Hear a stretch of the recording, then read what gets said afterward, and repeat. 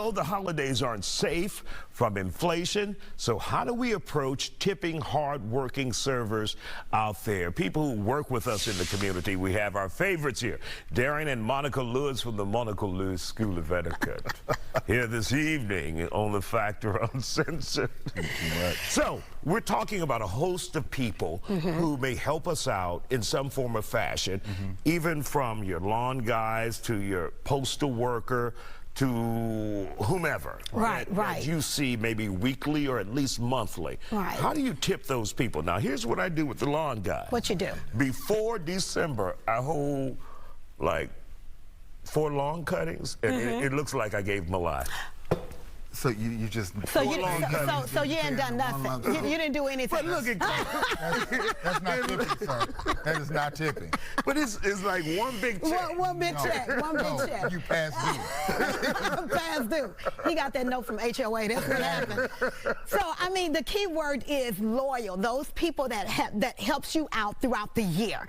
So you want to make sure you do something extra nice. I know typically you would like to do like a whole service, like if it's your housekeeper, you'll do a 1-week service. But now because of the pandemic and everyone is trying to get back on board, it don't have to be that, but just you can even double the amount of tip that you would normally give. So just do something, and it don't have to be cash. It could just be something baked goods or just showing or being intentional about saying thank you. But will they understand, Darian, that there is a pandemic that went on, inflation hit, and I just can't afford to give it to you this time? Yes, they will.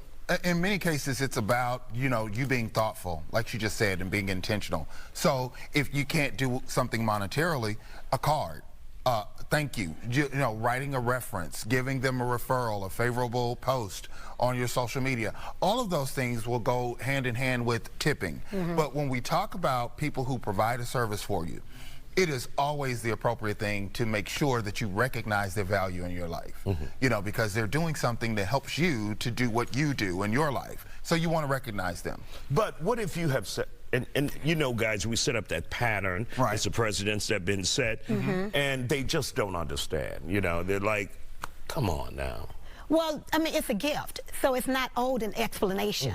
So we shouldn't feel bad. You should not feel bad because if you're not obligated to do it. And so it's a gift. So if that person, that provider feels bad, that you go to them every week or every other week and they make it a big deal, maybe you need to change that provider. Got it. Now let's talk about many of the service industries. If we go to a restaurant constantly, go to a bar constantly, and you provide tips for those people. How, do you do that during the holiday season, or do they even count? Or yes, they still count. Okay, they still count. You would continue to tip them like you normally would.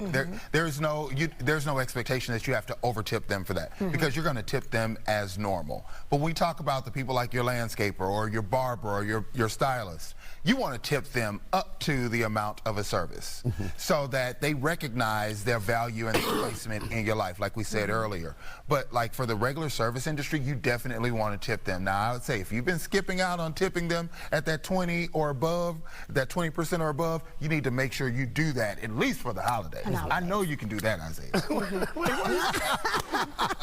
They always blame me. Yes, all my life I had. That's a fight, right? I've been victimized, bamboozled, hoodwinked.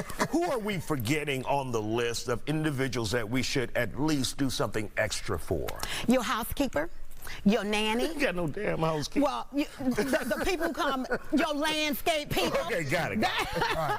I say grass cutter. The grass cutter. I ain't as fancy. The Amazon delivery driver, the person that's always rescuing you, for your holiday, birthday gifts. But how do you know it's going to be that particular driver? Because that changes. If you know that person is there, your mail carrier, people that you recognize. Your babysitter. Because you have that babysitter regularly. So, your dog sitter, and so people who helps you out, and so that helps remove that stress from you. Those are the people you need to. There you go. Your etiquette consultants. Well, I'm fresh out. I'm fresh out. I wish I had. Monica, Darian, Lewis, always good to see you at the Monica Lewis School of Etiquette. We'll be back. Well, that's it for today.